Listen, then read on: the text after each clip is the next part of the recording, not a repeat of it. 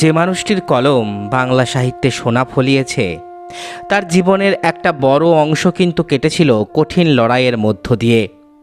বন্ধুদের তাড়ায় গল্প লিখেছেন, অন্তরের তাড়নায় লিখেছেন উপন্যাস, এবং দুটো ক্ষেত্রেই হাত দিয়ে সোনা ফলিয়েছেন লেখক সুবোধ ঘোষ। আজকের ভিডিওতে আপনাদের বলবো বাংলা সাহিত্যের একজন অন্যতম ছোট গল্পকার সুবোধ ঘোষের বর্ণময় জীবন বৃত্তান্ত। সুবোধ ঘোষ বিহারের হাজারিবাগে 1909 সালে জন্মগ্রহণ করেন। তার আদি নিবাস ছিল বাংলাদেশের ঢাকা জেলার বিক্রমপুরের বহর গ্রামে। হাজারিবাগের সেন্ট কলম্বাস কলেজের ছাত্র ছিলেন সুবোধ ঘোষ। বিশিষ্ট দার্শনিক এবং গবেষক মহেশ ঘোষের লাইব্রেরিতে পড়াশোনা করতেন। প্রত্নতত্ত্ব, পুরাতত্ত্ব, এমনকি সামরিক বিদ্যায়ও তার যথেষ্ট দক্ষতা ছিল। বাংলা সাহিত্যের কালপর্বের জীবনশিল্পী সুবোধ ঘোষ বাংলা সাহিত্যের অঙ্গনে একটু বেশি বয়সে যোগদান করেও নিজস্ব মেধা, মনন, চিন্তা, চেতনা আর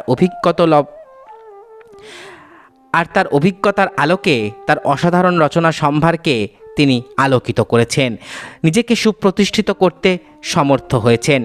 ম্যাট্রিকুলেশন পরীক্ষায় পাশ করে হাজারিবাগের সেন্ট কলম্বাস কলেজে ভর্তি হয়ে অভাব অনটনের জন্য পড়াশোনা ছাড়তে হয়েছিল তাকে। জীবন জীবিকার তাগিদে কর্মক্ষেত্রে ঝাঁপিয়ে পড়তে হয়েছিল। বিচিত্র জীবিকার সঙ্গে যুক্ত ছিলেন সারা জীবনে। হেন কাজ নেই তাকে করতে হয়নি সংসারের ঘানি টানার জন্য। পড়াশোনা ছেড়ে কলেরা মহামারী আকার নিলে বস্তিতে টিকা দেবার কাজ নেন। কর্মজীবন শুরু করেন বিহারের আদিবাসী অঞ্চলে বাসের কন্ডাক্টর হিসাবে। এরপর সার্কাসের ক্লাউন, বোম্বাই পৌরসভার 4র্থ শ্রেণীর কর্মীর কাজ, চায়ের ব্যবসা, বেকারির ব্যবসা, মালগুদামের স্টোর কিপারের কাজ ইত্যাদি। তার প্রথম জীবনে এই সমস্ত কাজের মধ্যে তিনি যতটা অংশ ব্যয় করেন, বহু পথ ঘুরে 30-এর দশকের শেষে আনন্দবাজার পত্রিকার রবিবাসরীয় বিভাগে সহকারী হিসাবে যোগ দিলেন। 1946-এর 16ই আগস্ট দাঙ্গা বিধ্বস্ত নোয়াখালী থেকে তিনি গান্ধীজির সহচর থেকে অভিজ্ঞতা সঞ্চয় করেছিলেন দাঙ্গা এবং দাঙ্গা উত্তর কালপর্বে সাম্প্রদায়িকতার হিংস্রতা থেকে। অনামী সংঘ নামে তরুণ সাহিত্যিকদের বৈঠকে বন্ধুদের অনুরোধে সুবোধ ঘোষ পরপর 2টি গল্প অযান্ত্রিক এবং ফসিল লেখেন, যা বাংলা সাহিত্যে অসাধারণ আলোড়ন সৃষ্টি করতে সক্ষম হয়। সুবোধ ঘোষের প্রথম গল্প অযান্ত্রিক, এরপর ফসিল। তার আরও একটি বিখ্যাত গল্প থির বিজুরি। শুধুমাত্র গল্পকার হিসেবেই সুবোধ ঘোষ অন্বেষু শিল্পী ছিলেন না। সুবোধ ঘোষ উপন্যাস রচনায়ও ঋদ্ধ, তার যথেষ্ট প্রমাণ তিলাঞ্জলি, যা প্রকাশিত হয় 1944 সালে। সুবোধ ঘোষের ঔপন্যাসিক হিসাবে প্রথম প্রতিভার স্বাক্ষর তিলাঞ্জলি। এই উপন্যাসে তিনি রাজনৈতিক মতাদর্শকে উপস্থাপনে প্রয়াসী হয়েছেন। কংগ্রেস সাহিত্য সংঘের মতাদর্শ প্রতিফলিত হয়েছে তার এই উপন্যাসে। মন্বন্তরের পটভূমিকায় রচিত এই উপন্যাসে তৎকালীন কংগ্রেসের প্রতিপক্ষ জাগৃতি সংঘর জাতীয়তা বিরোধী চরিত্রের মতবিরোধের রূপরেখা অঙ্কনে সচেষ্ট হয়েছিলেন সুবোধ ঘোষ। আনন্দবাজার পত্রিকায় যোগ দেওয়ার আগে 6 মাস তিনি শ্রী গৌরাঙ্গ প্রেসের প্রুফ রিডার ছিলেন। 1940-এর 1 জানুয়ারি সুবোধ ঘোষ আনন্দবাজারের রবিবাসরীয় বিভাগে মনমথনাথ সান্যালের সহযোগী হিসাবে যোগ দেন। পরে আনন্দবাজারের সম্পাদকীয় বিভাগেও যুক্ত ছিলেন তিনি। আনন্দবাজার পত্রিকার অন্যতম লেখক ছিলেন সুবোধ ঘোষ। তার সঙ্গে একই দিনে দেশ পত্রিকার সম্পাদকীয় বিভাগে এসেছিলেন সাগরময় ঘোষ। সুবোধ ঘোষের স্মৃতিচারণ করতে গিয়ে সন্তোষ কুমার ঘোষ লিখেছেন, মনে পড়ে সুভাষ মুখোপাধ্যায় একদিন আমাকে বলেন, এবারের অগ্রণী পড়েছো ফসিল গল্পটা? আনন্দবাজারে যোগ দেওয়া এবং তারপরে সাহিত্যিক হিসাবে বাংলা সাহিত্যে জায়গা করে নেওয়ার পরেও জীবনের যাত্রায় একটু একটু করে থিতু হয়েছিলেন সুবোধ ঘোষ। তার 3 পুত্র, 1 কন্যা। এত কাজের মধ্যেও বাবা হিসাবে সব সময় সন্তানদের পাশে থেকেছেন সাহিত্যিক সুবোধ ঘোষ। তার পুত্র স্মৃতিচারণ করে বলেছেন, কর্তব্যে কোনোদিন অবহেলা করতে দেখিনি বাবাকে। বিশেষ করে আমাদের ক্ষেত্রে তার বাড়তি নজর ছিল। প্রেসিডেন্সিতে পড়ার সময় বাবার একটা অস্টিন গাড়ি ছিল, সেই গাড়ি আমাদের কলেজে পৌঁছে দিত। তারপর বাড়ি ফিরে বাবাকে নিয়ে যেত অফিসে। কলেজে পড়ার সময় শখ হয়েছিল গিটার শেখার। বাবাকে বলতে তিনি গিটারের শিক্ষক রেখে শিখিয়েছিলেন, বলেছেন তার পুত্র সত্যম ঘোষ।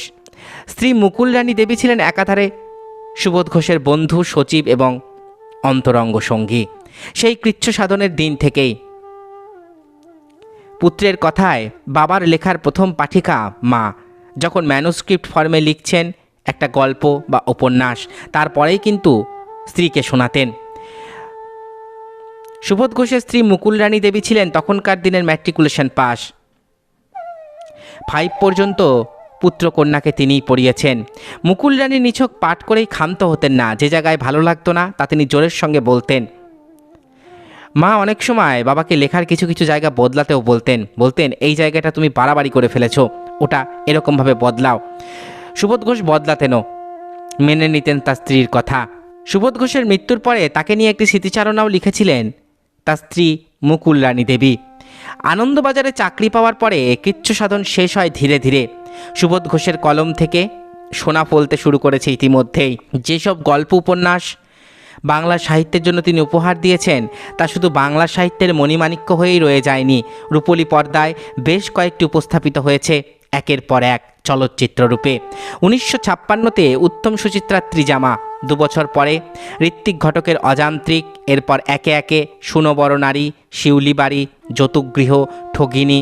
হিন্দিতে 1959 সালে বিমল রায় তৈরি করলেন সুবোধ ঘোষের সুজাতা। অনেক পরে যৌতুকগৃহ অনুসরণে ইজাজাত তৈরি করলেন গুলজার।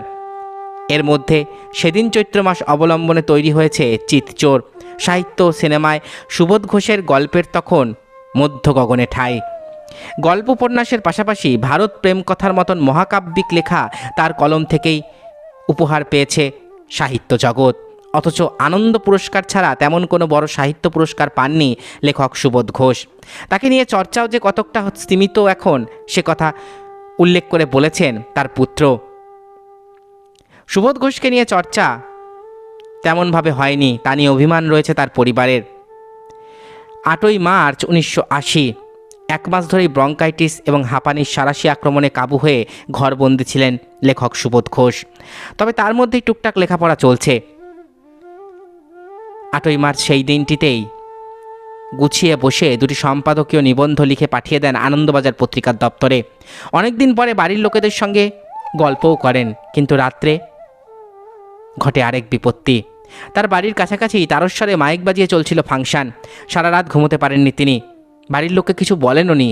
রাত তখন প্রায় 3টে। হঠাৎ তার ঘর থেকে আওয়াজ শুনে ছুটে আসেন স্ত্রী মুকুল রানী দেবী। এসে দেখেন হাত পা ঠান্ডা হয়ে গিয়েছে সুবোধ ঘোষের। বাড়ির শুদ্ধ লোক উঠে পড়ে। খবর পেয়ে ছুটে আসে ডাক্তার, কিন্তু অনেক চেষ্টাতেও আর বাঁচানো যায়নি সুবোধ ঘোষকে। তারস্বরে মাইকের আওয়াজে হার্ট অ্যাটাক করে মৃত্যু হয় সুবোধ ঘোষের। সুবোধ ঘোষের মৃত্যুর পরে স্মৃতিচারণায় আশাপূর্ণা দেবী লিখেছিলেন, তিনি এলেন, দিলেন, জয় করলেন। বাস্তবিকই প্রথম গল্প এবং উপন্যাসে চমকে দিয়েছিলেন সুবোধ ঘোষ। বাংলা সাহিত্যের এক অন্যতম গল্পকার সুবোধ ঘোষের বর্ণময় জীবন বৃত্তান্ত শুনলেন আপনারা। আশা করি ভিডিওটি আপনাদের ভালো লেগেছে। আমার চ্যানেলের ভিডিওগুলো যদি আপনাদের ভালো লাগে তাহলে অবশ্যই চ্যানেলটি সাবস্ক্রাইব করুন, পাশে থাকা বেল আইকনটি ক্লিক করে দিন যাতে পরবর্তী ভিডিও নোটিফিকেশান খুব তাড়াতাড়ি আপনাদের কাছে পৌঁছে যায়। আজকের মতো এখানেই শেষ করছি। ভালো থাকবেন সবাই। নমস্কার।